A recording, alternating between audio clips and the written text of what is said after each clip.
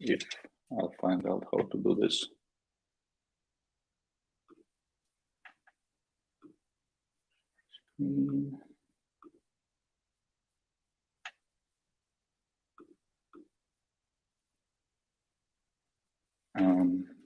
Yeah, do you see it?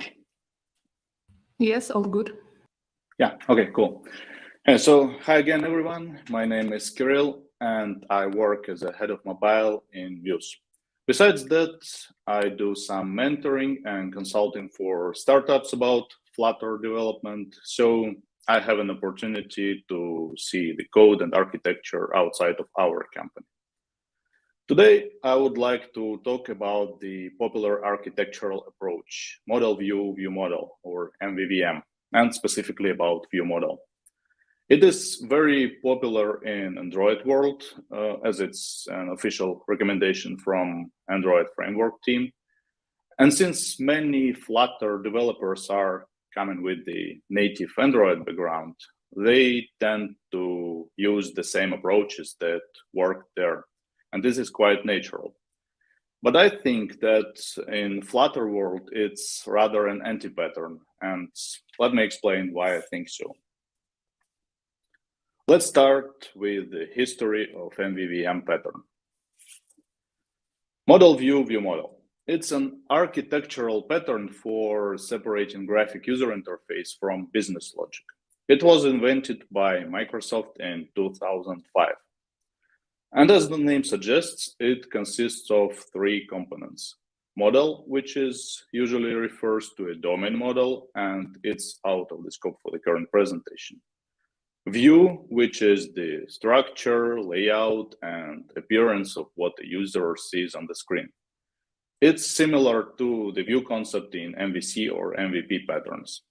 And finally, the view model, the main hero of the talk, which is an abstraction of the view and a state of the data in the model.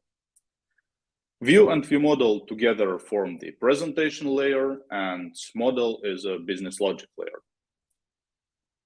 MVVM was designed to remove virtually all graphic user interface code from the view layer.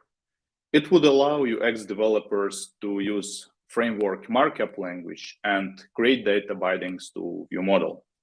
The ViewModel code was supposed to be written and maintained by application developers. 12 years later, at Google I/O 2017, the Android framework team introduced a new set of architecture components. One of these components was ViewModel. It was designed to solve a set of specific problems in Android. The Android framework manages the life cycles of UI controllers, such as activities and fragments.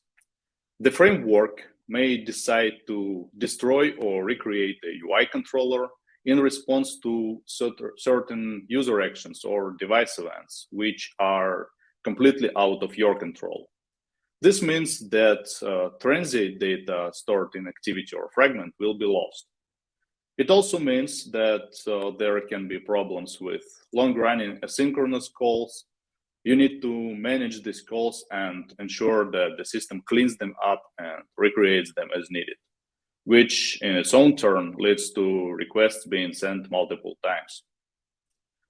ViewModel objects instead are scoped to the lifecycle, and they remain in memory until the corresponding lifecycle goes away permanently. In the case of activity, for example, it's when it finishes. Okay, so what are the benefits of using MVVM? And so the word benefits is quoted because, as I'm going to show you, these are not real benefits in Flutter context. First of all, it's separating layout from code. As we saw previously, one of the main points of the initial MVVM pattern was to remove graphic user interface code from the view layer and allow to keep the view code written in markup language simple and maintainable. But in Flutter, there's no markup language at all. Layout is a code. You build your UI by composing widget classes and so there are definitely some separate people responsible just for a visual code. Moreover, I would even say that the majority of this visual code is totally hidden from the developer. Take a look at this real production code. You are just describing the layout and its logic. And this exactly sounds like work for ViewModel in MVVM context. UI testing. In native Android, it's a nightmare. You need to run UI tests on an emulator or a physical device. In case of CI machine, you need some scripts to start and stop emulators. You need for them to boot, then build and install your app. Then think about how can you take and download screenshots if you want to check what went wrong. Also, UI tests are much slower, so it's just unreasonable to run hundreds of UI tests for each PR. Sometimes these tests tend to be flaky, which can be another problem. Also, waiting for animations or asynchronous operations to complete is another area with potential problems. There are different ways to solve this. There are some paid services like Firebase App Lab that can hide some complexity. There are frameworks like Roboelectric that allow to run UI tests outside of the emulator and directly in the JVM, but they have some limitations as well. And in this case, extracting UI logic into a separate class makes sense. You can write unit tests for that logic, and it will not require all this complex infrastructure.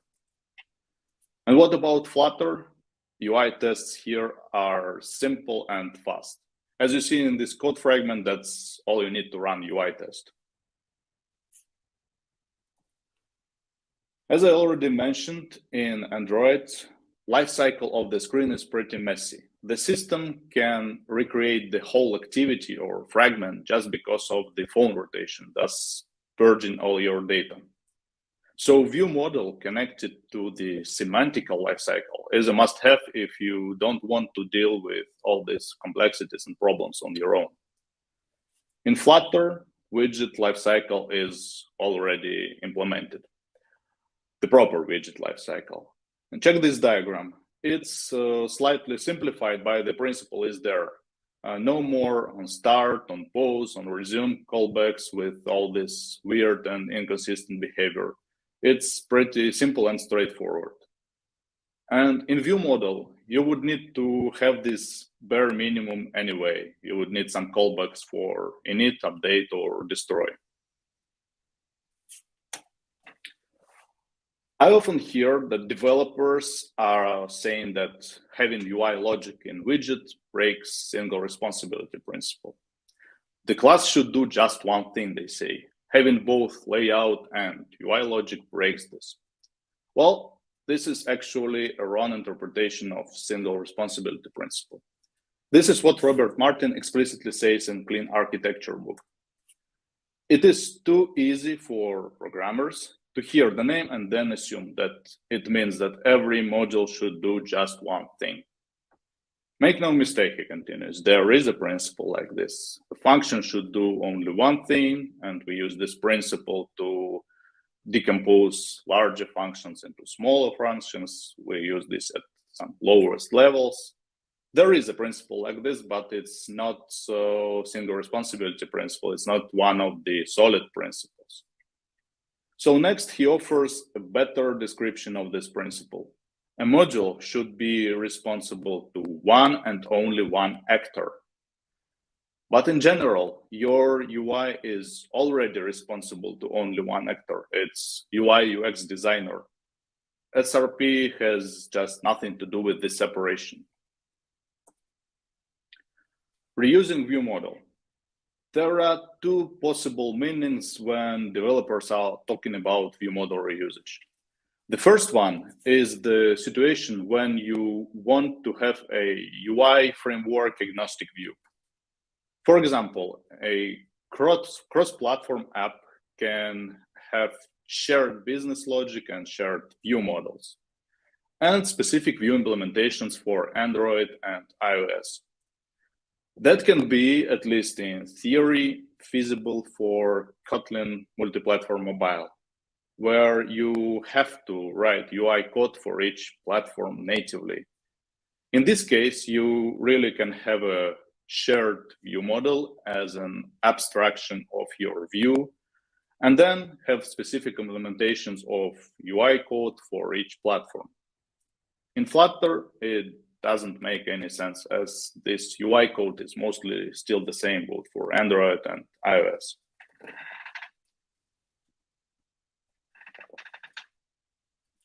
The second one is about using one view model for several views. In my practice, though, it's pretty rare situation, and you either reuse the whole component, which is view model and view, or this view model is too complex and it should be split anyway. Otherwise, yeah, you can still extract some common data without using this view model pattern, as we will see later. Unlike benefits, I find the drawbacks of MVVM quite real.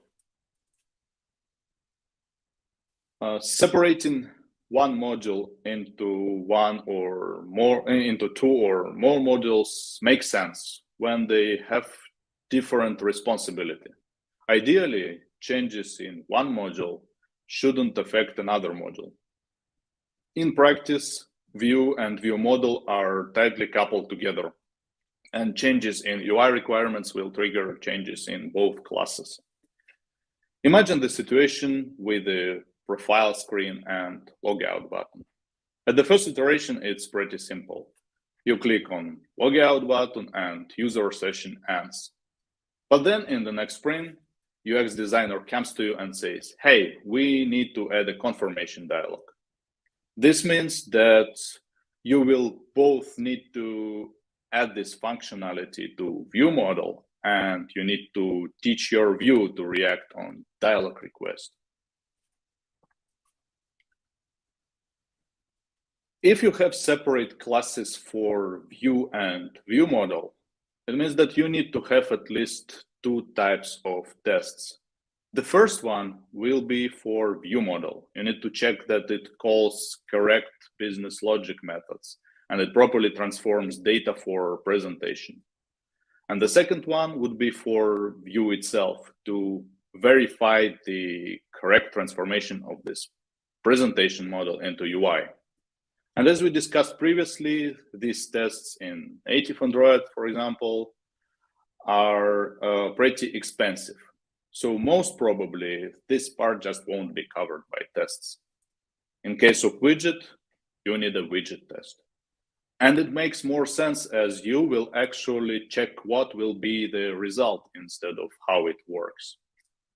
Remember the rule for good comments? Do not comment how it works. Comment why it works like this. Same with tests. Do not check how the system should work. Check whether it gives you the expected result. And in case of confirmation dialog, I'm not interested whether button click triggers on logout button clicked method. I need to make sure that button click leads to confirmation dialog. Again, this is pretty complex to check in native Android and very easy to check in Flutter. And of course, more entities mean more code. It's not a problem on its own. Very often, clean practices actually lead to more code. But this makes sense if it's compensated by better readability or maintainability. Otherwise, it's just more code and more problems.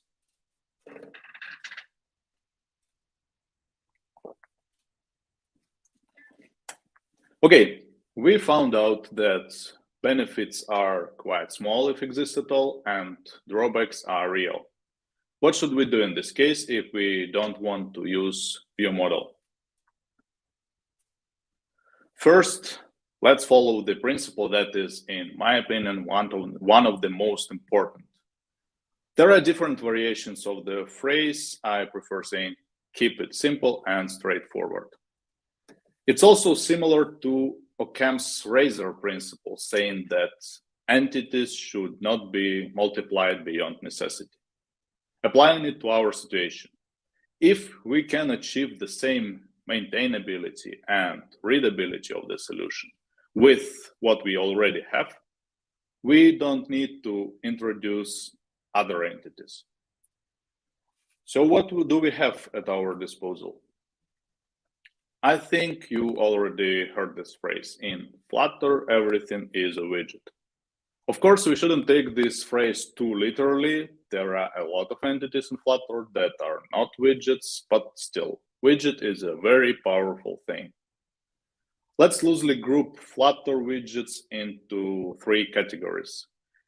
Keep in mind, I don't suggest actually use these categories or as base classes or keep this naming in your code at all. It's just to describe what roles can widgets play in different situations.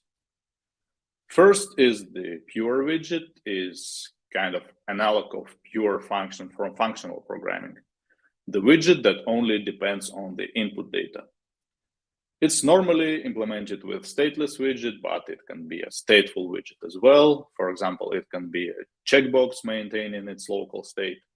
The point here is not about having or not having the local state. It's about not depending implicitly on any business logic at all. These widgets are small reusable components, and they are first candidates for golden UI tests. As they have no business-related behavior, you are mainly interested in how they look depending on different parameters. How to understand that the widget should belong to this category?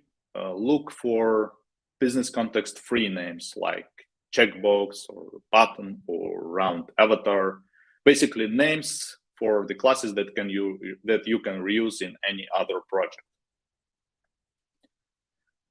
The second one, data widget, is the opposite of the previous one. It doesn't define the layout and it doesn't use any renderable components. It holds and manages data.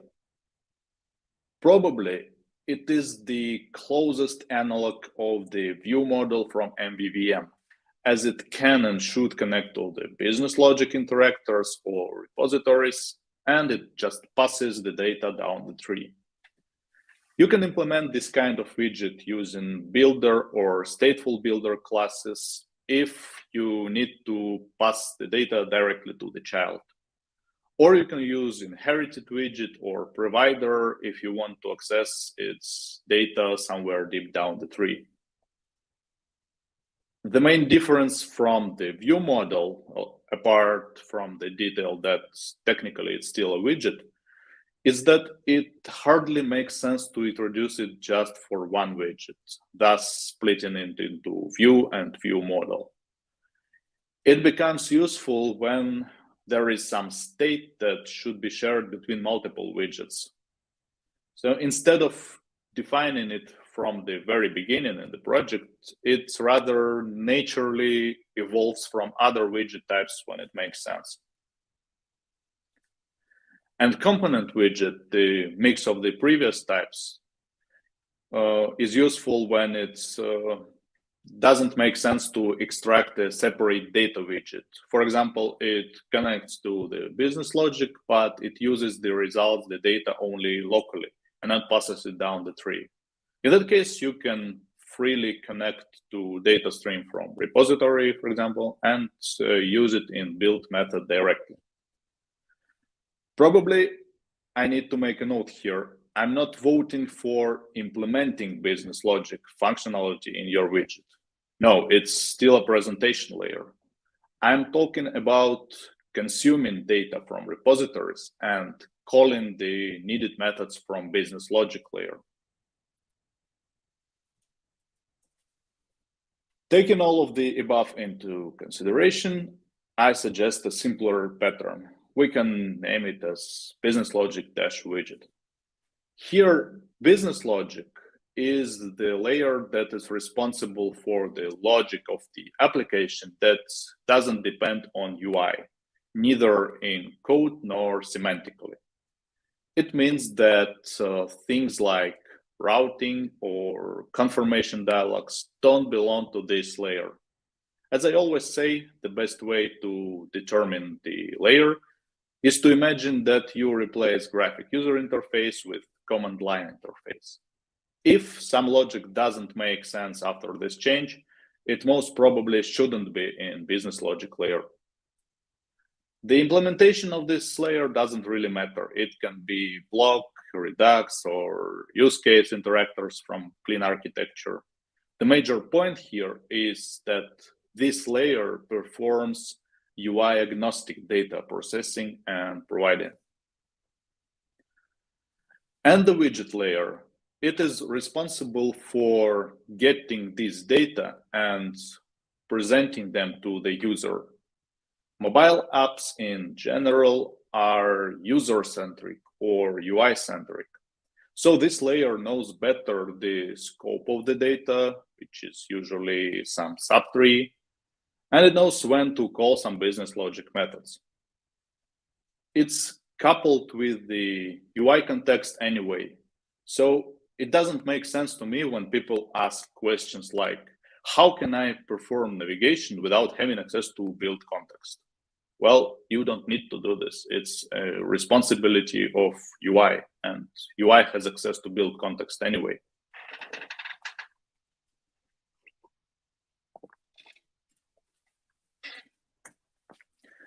Let's take a look at the real example from our project. In our kiosk application, we have a welcome screen. Let's ignore the top bar for now and focus on the screen content, the content with the grayish background. As you see, there are several components there. Welcome text with the property title, check-in, check-out buttons, and version label in the bottom right corner. In the simplest case, and it's actually pretty close to the code that we have in production, we have a more or less flat structure of widgets. Technically, each widget within the screen is from the group that we previously named as pure widgets, with the screen itself acting as a data provider. Text for the welcome title contains enterprise name. So it's received from the session model, which is a part of business logic layer. Check-in and check-out buttons get callbacks that navigate to other screens. Checkout button also sends some analytics event on press, and analytics manager again is a part of business logic layer. Text for the version label is composed from version and build number. So the screen calls package info and receives and processes the information. And the screen itself connects to the update manager using the block listener under the hood. And when a new update is available, it navigates to a separate screen. If things become more complex, or if we just want to clean the screen a little bit, nothing really stops us from extracting some parts of the screen into separate widget. And it's pretty easy to do. We already see that all the elements are pretty independent and get data from different sources. So in the end, we can get a structure like this. The screen itself has no logic at all anymore. It just contains other smart widgets. On the contrary, Update Watcher is a listener widget. It doesn't have any renderable elements. It just listens to the update events and reacts when a new version is available. In our case, it navigates to another screen. Other widgets know themselves how to get the data they need and how this data should be processed to get the needed output. This is, in my opinion, a more manageable, flatter way. Instead of having classes divided by function, where ViewModel doing the data processing and View doing just the rendering, we end up with a large number of atomic components divided by their use case. Atomic in a way that it doesn't make any sense to further break it into separate classes. And since Flutter allows to effectively and easily compose widgets, even the large number of small widgets, it's pretty manageable. Sometimes it's even better if you can extract some part of the tree into a constant widget, thus you will get a performance optimization. So in view of the above, don't use ViewModel in Flutter. Don't multiply entities beyond necessity. Just use the built-in functionality. And that's it. If you have any questions or comments, feel free to reach me out here or following the link you see on the screen. Thank you. Okay, thank you very much. That was an interesting presentation. Yeah, Thank you. You gave us something to think about.